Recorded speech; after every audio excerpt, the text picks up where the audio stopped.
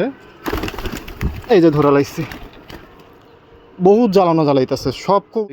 একটা বিষয় দেখাই, এই যে দেখেন আমার একটা কবুতর গিফট করছিল এক ভাই, মেহেদি ভাই। তো এই কবুতরটা টুর্নামেন্টে উড়াবো, মানে উড়ানোর জন্য আমাকে দিছে যে ভাই উড়াই দেখেন কেমন উড়ে কি আসে বিষয়। তো এই যে দেখেন এই কবুতরটা মানে ছাড়তে দেরি, এই যে এক বান্দর দেখেন গোল্লা কবুতর কই থেকে জানে আইসা ওরে পিঠ বাই এমন ওরা একাকার করে লাইতেছে, মানে ওরে মায়েরা মুড়ে একদম পিঠ বাওয়াইবে। এখন আপনারাই আমাকে এই জিনিসটা বলেন যে ভাই এই কবুতরটা যদি আমি ধরলেই যাই হোক, বাকিটা না বলি, খাওয়ার কোনো ইচ্ছা নাই।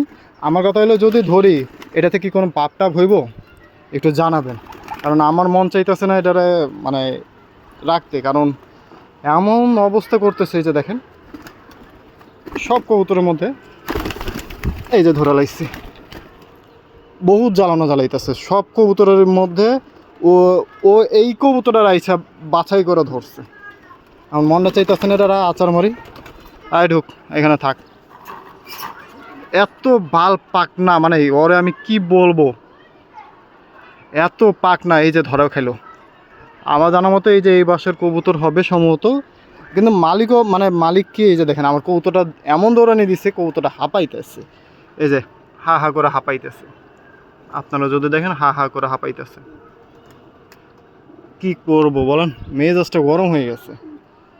ও নিজে তো হাঁপাইতেছে দেখেন, ও ওরে পর্যন্ত দৌড়ায় হাঁপাইছে, মনে হয় যে ওরা ডিম পাড়াই ছাড়বো। তো যাই হোক এই হলো আর কি অবস্থা। এখন কি করব জানি না, ধরে রাখছি, আটকায় রাখবো, এটা ছাড়বো না, কারণ এটা ছাড়লে আমার কবুতর উড়ানো হবে না। কারণ যেটারে পাইবো এটারে ধরে ধরে মনে করেন যেটা ঝয় জামালা বাড়াই দিবে।